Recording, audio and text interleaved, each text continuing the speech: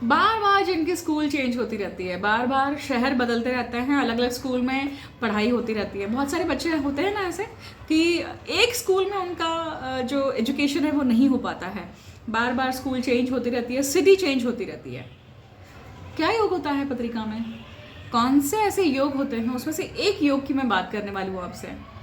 तो शनि और मंगल जब पंचम भाव में होते हैं तो क्या होता है कि जातक जो है ना उसे पढ़ने की इच्छा होती है, या उसको बार बार अलग अलग पद्धति से उसे अलग अलग जगह से नॉलेज लेने की इच्छा होती है। वो एक जगह पे रुक नहीं पाता है। इसमें इसमें एक और फैक्टर लगता है। पराशर ऋषि कहते हैं कि पंचम भाव का जब शनि होता है तो वो व्यक्ति जो है उसके साथ में एक पिशाच की छाया भी चल रही है। क्यों? क्योंकि पंचम भाव का शनि जो है वो मृत्यु तुल्य कष्ट दिखाता है। मृत्यु तुल्य कष्ट मतलब किसी की हत्या करी है, किसी का मर्डर किया है, या किसी को किसी को मरण तुल्य कष्ट भी दिया है। इस प्रकार का कर्म उसने गत जन्म में किया हुआ है। ठीक है, ये एक कारण हुआ।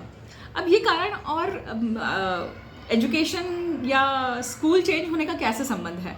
तो ये संबंध ऐसे बनता है कि जब ये पिशाच योग होता है और ये पिशाच साथ में चलता है तो वो एक जगह पे टिकने नहीं देता है, वो एक जगह से विद्या अर्जित करने नहीं देता है, इसलिए बारंबार चेंज करते रहता है। तो जब किसी कपल के पत्रिका में, या कपल जब किसी बच्चे को जन्म देते हैं और उसकी पत्रिका में ये योग है, तो उन कपल्स को या उन माता पिता को घर चेंज करते रहना पड़ता है, या उनको एजुकेशन के लिए सिटी चेंज करना, या उनकी स्कूल चेंज होते रहना, ये भी योग देखे जाते हैं।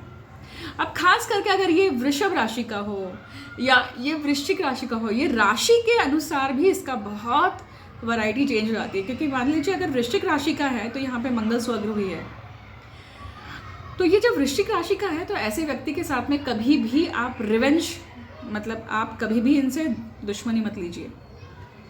ये आपको नेस्त नाबूद करने के लिए बिल्कुल सक्षम होते हैं। वही मान लीजिए अगर ये मेष का शनि है तो नीच बुद्धि आ गई यहाँ पर, राइट? क्योंकि मेष का शनि मतलब यहाँ पे शनि नीच के हुए और यहाँ पे मंगल स्वराशि के हुए।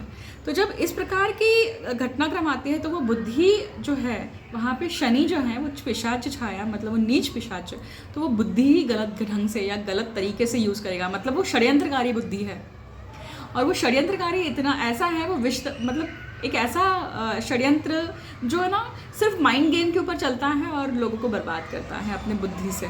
वहाँ पे भी वो चेंज करते हैं, मतलब कुछ ना कुछ कारनामे करते रहता है, उसके कारण उसे स्कूल से निकालना या अलग स्कूल में डालना, इस तरह की चीज़ें आती हैं। देखिए, तो राशि के अनुसार चीज़ें बदलती हैं। यहाँ पे देखिए, राशि के अनुसार आप देखेंगे कि किस प्रकार का ये युति किस प्रकार से काम कर रही है, और ये किस प्रकार का जो भाव है वो बाहर एक्सप्रेस करती है। जैसे हमने यहाँ पे षड्यंत्रकारी देखा, राइट? तो ये सूत्र लगाकर देखिए और देखिए कि आपकी पत्रिका में या किसी आसपास किसी जातक के पत्रिका में किस प्रकार से लगता है, अप्लाई होता है। इसके लिए हम क्या कर सकते हैं, राइट? सबसे पहले तो देखिए, जब नीच के शनि है तो आप रेमेडी के लिए क्या कर सकते हैं, तो हनुमान जी की भक्ति करिए। हनुमान जी की भक्ति करना है, और वो भी खास करके संकट मोचन हनुमान या बजरंग बाण का पाठ करना है। ठीक है, भूत पिशाच निकट नहीं आवे, है ना?